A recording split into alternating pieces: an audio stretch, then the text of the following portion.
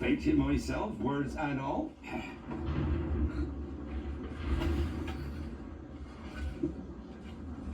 Ooh, I can cook that. I may be a muggle, but I still have some magic up my sleeves. Start by combining cake flour with sugar and unsweetened cocoa powder. Then use Accio to bring in baking powder, baking soda, and some sea salt. Mix it all together before adding in the eggs, milk, and magical extracts like rum, vanilla, oil, and vinegar.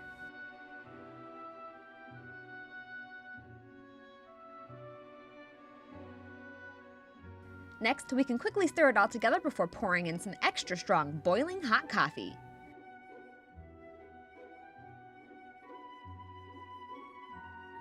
Whisk it all together and then pour the batter into round baking pans before baking until the cakes are puffed up.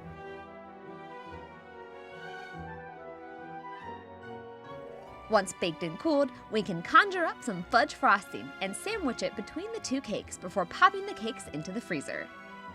While the cakes are chilling, we'll mix salted butter with powdered sugar and transfigure into a crumbly mixture before slowly adding in cream.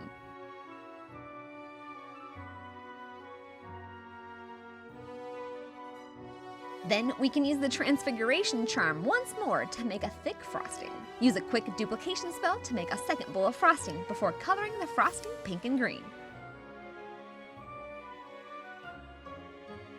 Now, I've had a bone to pick with the movies for making Hagrid a bumbling buffoon and not knowing how to spell basic words. We can even consult the first book to confirm that Hagrid does in fact know how to spell Happee Birthday, and that's how we'll conjure it up onto the cake.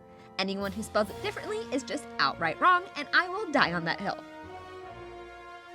It is often said in the books that Hagrid's cooking is far from perfect, but I can personally attest that this magical cake is downright delicious. What fictional feast should I make next? Let me know in the comments below. If you liked this recipe, don't forget to flip that sub button and ring the dinner bell so you can be notified of my latest recipes and video adventures that I post every week. Do you ever get hungry?